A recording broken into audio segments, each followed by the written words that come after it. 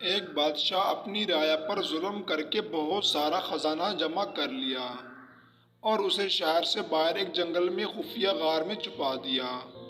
غار کے دروازے کی دو چابیاں تھیں، ایک بادشاہ کے پاس اور دوسری اس کے وزیر کے پاس تھی۔ ان دو کے علاوہ کسی کو بھی اس غار کا پتہ نہیں تھا۔ ایک دن صبح کے وقت بادشاہ خزانہ دیکھنے کے لیے غار کی طرف گیا اور دروازہ کھول کر اندر داخل ہو گیا۔ خزانہ کمروں میں چاول اور گندم کے انبار کی طرح بکھرا پڑا تھا۔ ہیرے اور جواہرات الماری میں سجے ہوئے تھے۔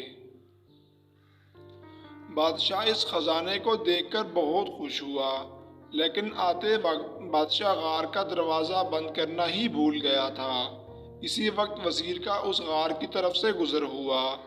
وزیر نے جب خزانے کا دروازہ کھلا دیکھا تو حیران رہ گیا۔ وہ سمجھا کہ غلطی سے دروازہ کھلا رہ گیا ہے۔ اسی خیال کے تحت اس نے دروازہ باہر سے بند کر دیا اور محل پہنچ کر یہ بات بھول گیا۔ جب بادشاہ ہیرے اور جواہرات کا معائنہ کرنے سے فارغ ہوا تو واپسی کا سوچا، لیکن جب وہ دروازے کی طرف پہنچا تو دیکھا کہ وہ بند تھا۔ بھوک اور پیاس کی شدت اتنی بڑھ گئی تھی کہ آخر وہ ہیروں سے بھیک مانگنے لگا۔ اے قیمتی پتھر، مجھے ایک وقت کا کھانا دے دو۔ ایسا لگا جیسے وہ ہیرے اس کی سادگی پر زور زور سے ہنس رہے ہوں۔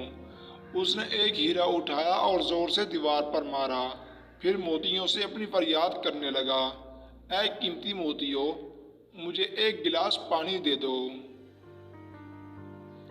ایسا لگا کہ موتی اور جواہرات اس پر ہنس رہے ہوں۔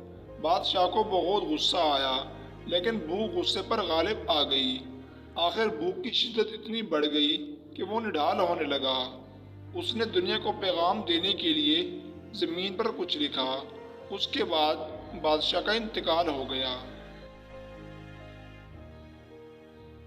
وزیر بادشاہ کو تلاش کرتا ہوا اس غار کی طرف سے گزرا تو اس نے سوچا کہ بادشاہ کے خزانے کا کچھ اتا پتہ کریں۔